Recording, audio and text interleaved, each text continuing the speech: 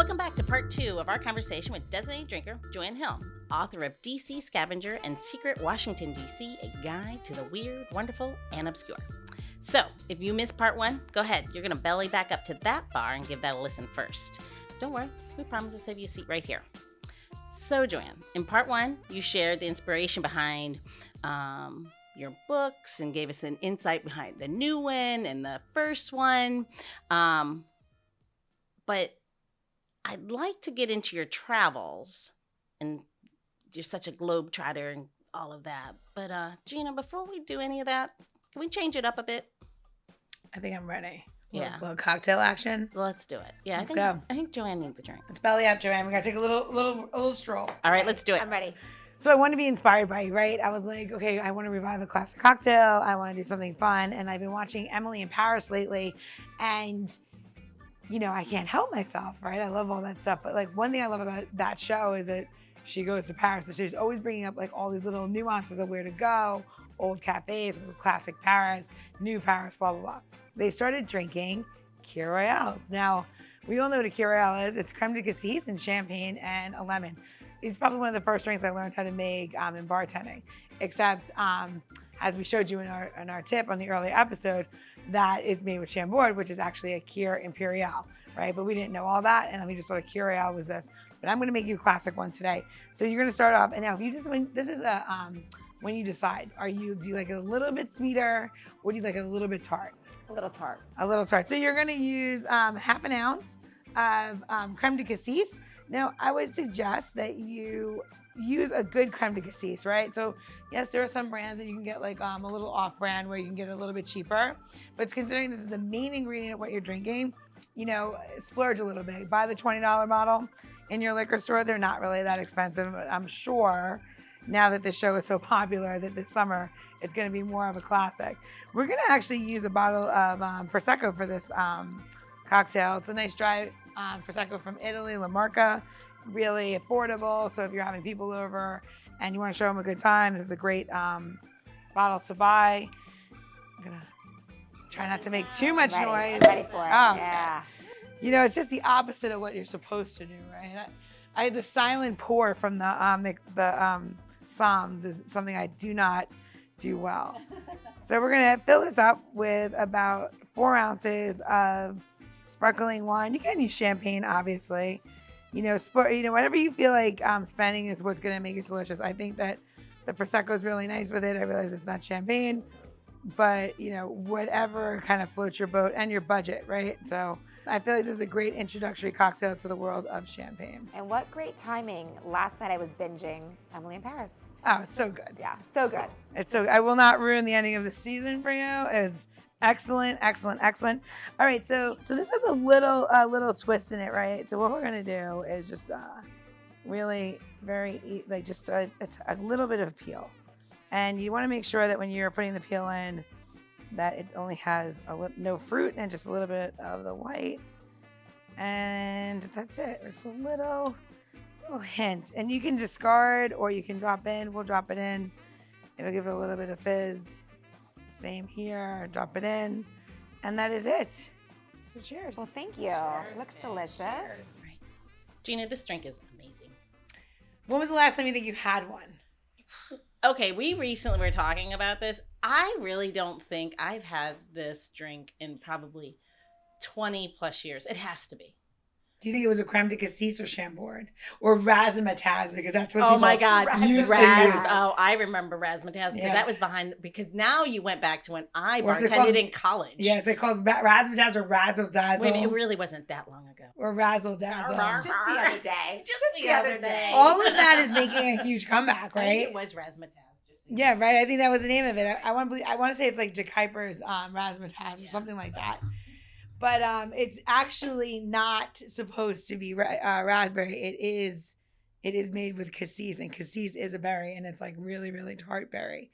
And be careful when you're making this drink. There's crème de cassis, and then there's cassis, and this drink is crème de cassis. Otherwise, the cassis itself is very, very tart, and like you'll be like what does crème mean then? I mean, what does that mean? They usually round it out and add sugar. Oh, gotcha. Yeah, like that's usually how they make something into a crème de menthe or, Yeah. Crème de cassis or crème de grignots, which is a crème as a cherry liqueur. I've always wondered that. They add a little bit of sugar to it. Now there are those liqueurs available in like Kirsch's, which is like more like a grappa.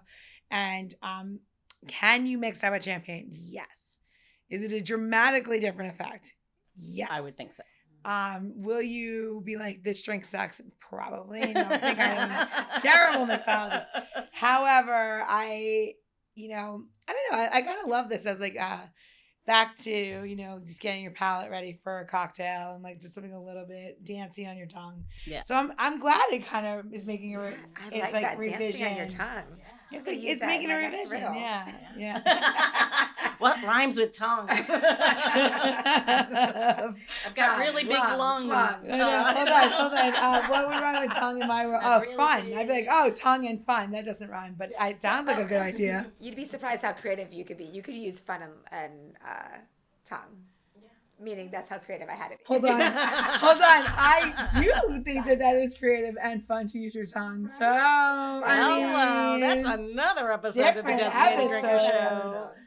I mean, Gina Savani. I'm ready. Let's do it after dark. We'll do a whole scavenger hunt of it. We'll wind up at last call. Last call, after hours at last call. Yeah. 100%. So many There things we should could be do. a show called After Hours at Last Call, and it should be like live. And It you would should be watch it. triple X. I mean, like And legitimately. can I be your inaugural guest? Because I want to be there. Yeah, Yes. I think honestly I could sell security footage for that stuff. We would all That make restaurant sure we get our tetanus bar. shots. I'm talking about how Those I youngins, I don't know. I'll tell you this: nobody that went to Last Call was afraid for COVID. They were like, whatever. Yeah. They were meeting up and then it just makes you feel young when you go in that. That bar is a lot of fun. It is tons of fun. I don't know if I told you the last time around. Last Call was one of the last bars I went to before the world shut down.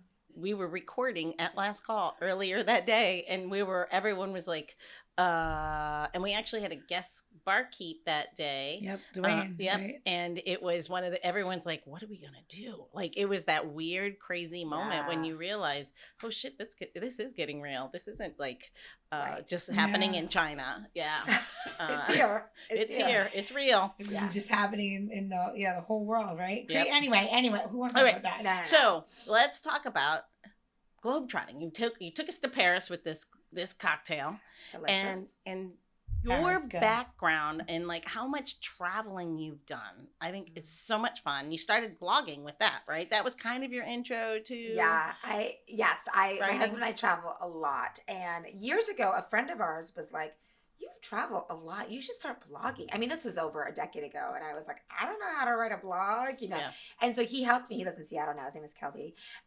He helped me like set up a blog because I had no idea. And so the blogging started getting more and more. And I got really excited about it. It was a really good way to kind of like write and chronicle our travels. And then I realized how much I really like to write. And I realized that I had, an interest and a passion for it. And I kind of grew from there. But yeah, I love writing about travel. And then I would write a little bit more about DC life and eating and drinking around DC and theater and those kind of things. And then that evolved, like I said, later on to writing a book. Yeah. That's awesome. That's Yeah. awesome. So if there were one place in DC that if you came, or if you live here, even if you do a visitor or not, is there one place that you're like, you need to escape to this place? That's a great question. I'm going to say the Arboretum is one of the places I would definitely say, in the sense that like I live close to the Arboretum. So during COVID, back to the pandemic, but that I spent a lot of time at the Arboretum, like, right. It's so beautiful. I feel like it's known, but it's also because it's kind of like off the beaten path. It's not Definitely. right in the center of everything. Yep. It's a little harder to get to, but it's so serene and lovely. And it makes you really feel like you've escaped the city, right? So when you really want a reprieve from the hustle and bustle, it's just lovely. I might say the Arboretum. Or I think that's a great right? note for a lot of people because it was something I found later after living here, and it's so amazing. It's so close to everything. And to your point, it's like this little oasis right in the middle. Well, not in the middle, but within the city limits that most people don't know about. That's a great one. Yeah, I think that's my go-to. Yeah. That's great. I have a secret one. What's your secret one? Say it, right? Can I say it? Yeah. Why are you looking at me like I'm doing something wrong? You're not doing It's anything actually wrong. super No, I'm like, cool. oh, it's going to get good. No. There's a garden right next to Smithsonian Castle to the left. Yes. And it is, The Ripley. yeah, it's in the little garden. Yeah, Mary. Yeah, Mary Ripley's garden. Yeah. It might be a clue in my scavenger hunt. There's one Really? answer of 348. It is literally my favorite place. And when I used to walk by, I walked there before I had children, and then I used to walk my kids there. And then like we'd walk down, and then we'd sit there, and like I just loved all the flowers and everything. That there. was kind of like a Jeopardy. The answer, you know, like you totally did Alex Trebek on that one. Did you know, like Here's that? the answer. That was good. What Good is? job. Should I read the clues? Yeah, since- what Yeah, read the is? clue. I already gave it away. Yeah, All read right. the So clue. in the National Mall neighborhood, page 116. All right, ready? Yep. Garden named for a gal, There you go. a nice reprieve. Ripley, believe it, you won't want to leave. There's more. Amble on through, this fountain's at its core. Revel in the flowers and plants galore. Oh, I love it. See what I did there with the Ripley, believe it? I I love love it. it. I love it. Do you know how often I cracked myself up writing these riddles? Oh, I'm like, I bet. I'm so clever. This Oh, is that's good. Funny. So humble, so humble. Well, that's why. And with the show, I'll write stuff, and Gina just looks at me and she goes, "Again, she did it today. Where do you come up with this shit?" Yeah, like I don't even know what she's talking about. She's half like, the "God, time. she's crazy." But you know what? It kind of works out because she comes up with all the intros, like what we're gonna do, and then like I have to kind of like, and then I have to match up a drink with like all Yeah. of the antics of it. I'm like, all right. It works beautifully. Well, Your I always say partnership Gina is the real talent stunning. of the show. I just have like the gift of gab, and apparently can write riddles like you. which is also a talent. Yeah. No, you both bring so That's much so to the funny. table, so much to the bar. Cheers You've to raised that. the level of the bar together. So I'm gonna go back to your travels one more time. If you were gonna send me anywhere, where would you send me? And if you're gonna send Gina, where would you send her? Oh, does it matter? Are we looking in different like food, drink focused, or anywhere? Okay, I'm gonna send you to Morocco. I haven't been. It is one of our favorites. It has kind of all the things, right? Like the food, the flavors, the smells, the markets, the like beautiful colors and mosaics. It's really vibrant. There's the Atlas Mountains. You could hike. You could walk through, and the desert. Morocco's like a dream come true. Love it. Where am I gonna send you? So many. Oh, I'm gonna send you to Japan. I haven't been to Japan. It's I on my wish list. another one of our favorites, and I'm thinking of we were in Tokyo and we were at this tiny little bar. Everything in Tokyo Oh my is God. like. Which one? Oh Were God. you in Golden Guy? In the tiny little We bars? went to Golden Guy In and did Piss Alley. karaoke there. Yes. And it was crazy. And I sang Blondie one way or another. And my husband sang Johnny Cash. And it was great. And all of them, like the Japanese men in business suits were drinking with us and karaoke. It was great. So there's that. And there's this other there's this cocktail bar that was this, I mean, in Tokyo, like a lot of places are like 4 Star stools, bar? 6 stools. There's tiny. Only like a handful of seats, and it's like amazing craft cocktails. And they give you a warm towel to wipe your It's the hands. Yes. And it's know all this- white glove, and it's not like a whoo bar at all. No, but it's like we found. I'll send it to you. There's a photo of this. We found like we took a photo. My friend took the photo of this like mixologist, and it's like like a magician like taking off like the glass, and all the smoke comes out, like all the Yeah, of fancy course. things that you all do, and it was just magic, and it was incredible. And he's like wearing this like top hat, like it was just so theatrical. Anyway, I'm in. I want to go to Japan though. yeah, you would have a great time in Tokyo. I do not want to take my children there. I would not take the children. Wait, I have a I would question. take them home. Since you do travel a lot, can I ask another question?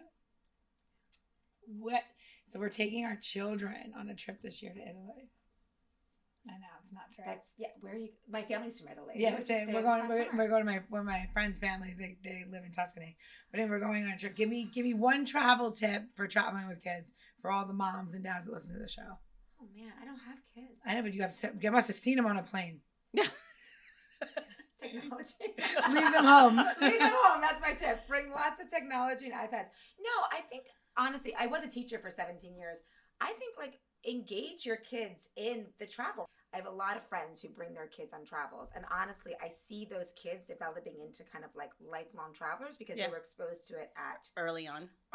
And so I think it's great. So my tip would be just to kind of like expose them and like really like, what's the word? Like saturate them with all of the travels and like there are things that go wrong in travel. And like, I think it's also good for kids to know, like, not everything's going to go work out as planned, right? You might miss a bus or a train or something's going to be canceled. Really immerse them in the travel and have them really explore it just like you would. I mean, I don't know if that's... No, it's good. Right? Like, yeah. And also, I don't know how, like... I mean, my kids are to young. all the food and all the restaurants. And, you know, I remember as a kid, like, I never wanted to order, like, the Happy Meals or any of those, like, small... I wanted to, like, really explore the food. And I think my parents, like, welcomed that because... in Italy, kids eat what the parents eat, right? Yeah. Like my mom was not cooking anything different than that was my mother. Yeah. Are you kidding me? Like you don't want to eat this and you're gonna starve. Yeah, that was my mom. It's the same thing. Like we would go out to dinner and like eat regular meals, and it was kind of like you eat kind of what's on your plate and you eat like the adults. So anyway, immerse them in all the things. I love that. I love that. I'll let you guys all know how it goes sometime this summer. I can't wait to hear about it. It's gonna be great. All right, Gina. What else you got in that book over there that you're looking at? You got another one that you would share? Well, you know, I like this. I love this episode. Like we have like the book to guide the episode. It's kind of like what you would do with. So I saw another familiar face in this in here, and it's in oh my gosh, it's in Capitol Hill. Okay. And it's our friend's restaurant who is also on the designated drinker. And I know it for where is Capitol Hill? Is it very beginning? So it's alphabetical order. There we go. Here we go. It's on page 27, 14. Can I read one? Can I read one? I'm a terrible reader. Sorry, Francesca. Mommy's a terrible reader. Okay. Number 14. Happiness comes in slices at this joint. From mushroom to Greek, their pies are on point. Spike just wants you to be happy and fed. Easy to find joy in sauce, cheese, and bread. Hi, Micheline. Yes. We miss you. Can I give a shout out to Micheline? Of course. So, and can I share a future project that I'm working on right now? Absolutely. Sure. So my next book is Unique Eats and Eateries of Washington, D.C. And I'm writing about different food halls and restaurants and mixologists and breweries and all the things that make the D.C. area so incredible with the food and drink scene. And I was lucky enough I interviewed Micheline a couple months ago before the holidays. And she is so lovely. She is. I want to be best friends with her. And Gina is. Oh, we can all be best friends together. Yes. She connected me with some other fabulous women in the industry. And actually, she just sent me a couple of photos last night. Like, so we've just been in contact. Anyway, she's wonderful. And yes, I'm so glad that we kind of highlighted her. So for our listeners, you're going to go back to episode 136. It's an episode that really, you won't hear much of me because this is the mother epping hijackers. And it really is Gina and Micheline really talking about what it means to be women in the food and beverage industry.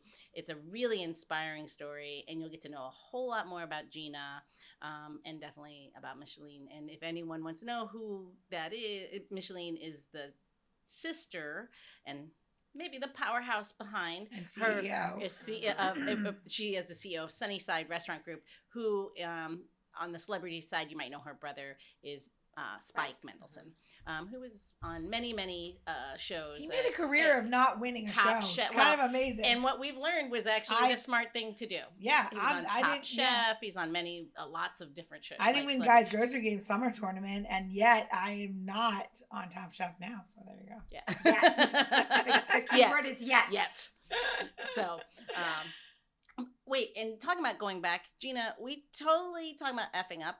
We didn't tell anyone where they're going to go get this cocktail recipe. So if you need this cocktail recipe or any tips and tricks and how-tos, you're going to go to designateddrinker.show. Wait, what's that? And that is designateddrinker.show. There we go. Yep. Like Gina said, you'll go for the recipe, all the tips and tricks and how-tos. You can find us on Instagram as well for those. But the other thing you're going to go there for, whether you go to the website or if you just go to the episode notes, you're going to get a link directly to JoAnn's books. And you'll be able to find her, find out more about her, and find out more importantly, how to get her book.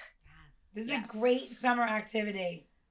So much fun. I had so much fun in creating it, and I hope that everyone else has fun in Well, it's following been on their pursuits. it's been so much fun just listening to you guys read the book. It's so much fun. Yeah. It's totally I fun. could see doing it, but ending up like as soon as I'd get like to the third clue, and I was like, but I can get a cocktail But over there's here. a bar. Oh, you I can get some quit. wine. And I some, like- some of the clues are bars and restaurants, so it's easy to kind of get sidetracked and be like, oh, let me just go in for a Yeah. couple minutes. Yeah. And Yeah, I'll get it next time. Oh yeah. 6 hours later. 100%. You know me oh so well.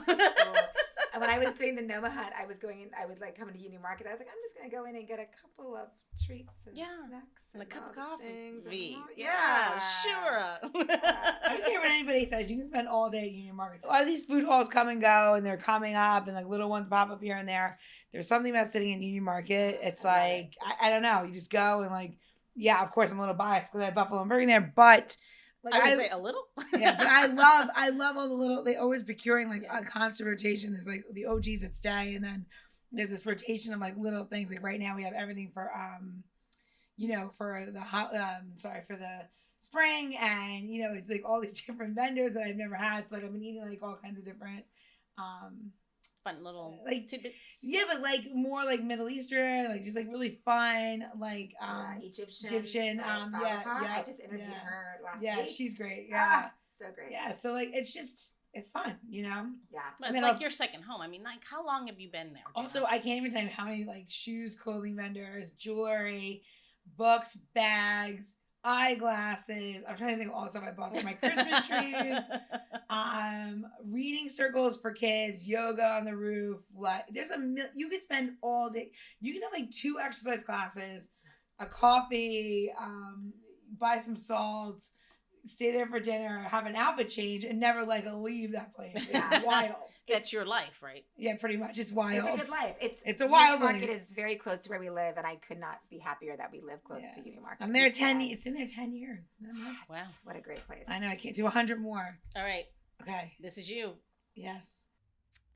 All right. So, everyone always identifies themselves with a spirit animal, and they'll say, okay, and I know we've done this one with you before, but now that we know more about you and your travels and where you've been, and like always returning to home, just like the tufted titmouse, which is one of the greatest birds. It's like so beautiful, so small. You wouldn't like really notice it, but that bird travels hundreds and hundreds and hundreds and thousands of miles, but always returns back to where it needs to nest, right? Always the same place where it comes from.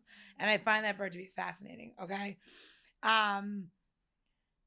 If you can identify yourself as one traveled spirit ingredient, whether it's for your food or for beverage, what would that ingredient be and why? So it cannot be a Hostess cupcake from America. It has to be an ingredient. It has to be an ingredient that is traveled for. Oh, I like that. I'm gonna go with turmeric. Yes, good one. Right? Because I have never been to a spice market that I didn't like. Anytime we are in Egypt or Morocco or anywhere travels in DC, I like a spice market or just a bazaar or a food market is my definition of paradise. And I try to bring home a lot of spices when I come home, and turmeric is one of the ones that reminds me of places that I've been. I put it in my smoothies, I put it in my tea, I cook a lot, and so I put it in my soups and so forth. And so that always reminds me of like a little touch of home with cooking and so forth, but also in my travels and adventures abroad. It's a great exotic spice. Yeah, it's a little spicy. A little, and It's Add good a for little it's heat. anti-inflammatory. Like Yeah. it has so many. But you know what's cool about turmeric? It's unique. Did you know that? Do you like that? Yeah, I Dr. like JoAnn that. came out. Yeah. Wait, turmeric's unique. It's a unique spice because it has different characteristics based on where it's from. Whether if you get it in the Middle East, or you're getting it in Asia, or you're getting it in India or Northern Africa. It has little nuances that are different because of the soil. So that's very cool. Love. I love Yeah. that. That was really cool. Well done. I think that's a great question. Cheers Thank to you. that. Cheers. Well, cheers. Cheers, cheers, cheers. The Designated Drinker Show is produced by Missing Link, a Latino-owned, strategy-driven, creatively fueled production co-op. From ideation to creation, we craft human connections through intelligent, engaging, and informative content. Also in the Missing Link lineup of podcasts is Roger That, a podcast dedicated to guiding you through the haze of dementia, led by skilled caregivers. Now, if you're looking for a whole new way to enjoy the theater, check out Between Acts, an immersive audio theater podcast experience. Each episode takes you on a spellbinding journey through the works of newfound playwrights, from dramas to comedies and everything in between. Find Missing Link's League of Podcasts on Apple Podcasts, Spotify, or wherever you listen to your podcasts. And while you're there, please don't forget to follow, download, and review the shows. Your reviews help our shows reach new audiences. To find out more about Missing Link, visit missinglink.company. That's missinglink.company.